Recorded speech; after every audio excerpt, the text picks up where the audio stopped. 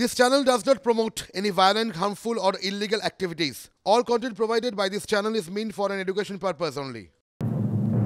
Morning super prime টাইমে তন্নিষ্ঠার সঙ্গে আমি মিমি রয়েছি এবং এই মুহূর্তের বড় খবরে আমরা নজর রাখবো।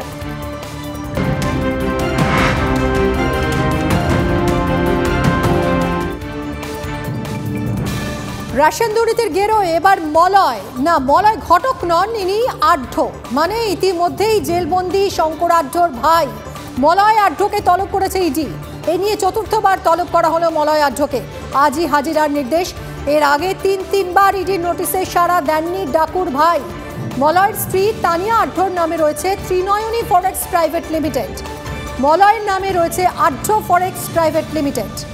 দম্পতির নামে অঞ্জলি আইসক্রিম প্রাইভেট লিমিটেড নামে গাইঘাটায় একটি কারখানাও রয়েছে এবং সেই সূত্রেই মলয়কে তলব করেছে ইডি। হাজিরা এড়ালে কড়া আইনি পদক্ষেপের পথে এগোতে পারে ইডি। সুজয় পাল রয়েছেন আমাদের প্রতিনিধি, আরো বিস্তারিত জানাবেন। সুজয়, মলয় আঢ্য শঙ্কর আঢ্যর ভাই, তাকে ডেকে পাঠিয়েছে ইডি, ঠিক কি কারণে, কি জানতে চাইছে ইডি? দেখো, এই নিয়ে চতুর্থবার মলয় আঢ্যকে তলব করা হয়েছে। আজ পিজিও কমপ্লেক্সে বেলা 11টা নাগাদ মলয় আঢ্যকে হাজির হতে বলা হয়েছে ইডির তরফ থেকে, এবং এর আগের যে তিনটি নোটিশ, এই তিনটি নোটিশেই কিন্তু তিনি গরহাজির ছিলেন। রেশন দুর্নীতি মামলায় ধৃত শঙ্কর আঢ্য, তার ভাই, এবং তার এই শঙ্কর আঢ্য দুটি ব্যবসাতে কিন্তু ডিরেক্টর পদেও রয়েছে এই মলয় আঢ্য, অর্থাৎ তার একটি ফরেক্স ব্যবসা অর্থাৎ বিদেশি মুদ্রা বদলের ব্যবসা এবং আইসক্রিম ব্যবসা, সেই ব্যবসাটাও কিন্তু ডিরেক্টর রয়েছে। তদন্তকারীরা বলছেন যে এই দুটি সংস্থার মাধ্যমেও রেশন দুর্নীতির টাকা, কালো টাকা সাদা করা হয়ে থাকতে পারে।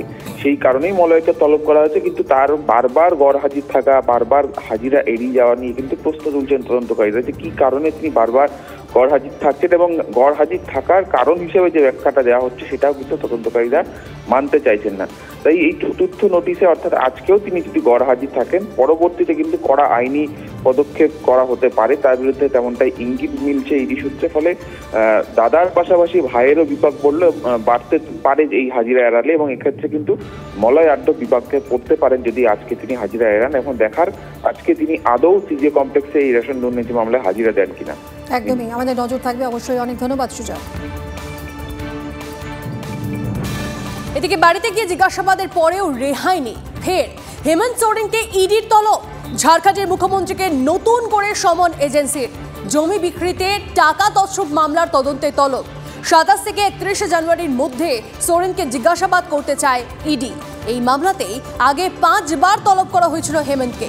তলবে সাড়া না দেওয়ায় গত শনিবার হেমন্তের বাড়িতে গিয়ে জিজ্ঞাসাবাদ করেন ইডি আধিকারিকেরা।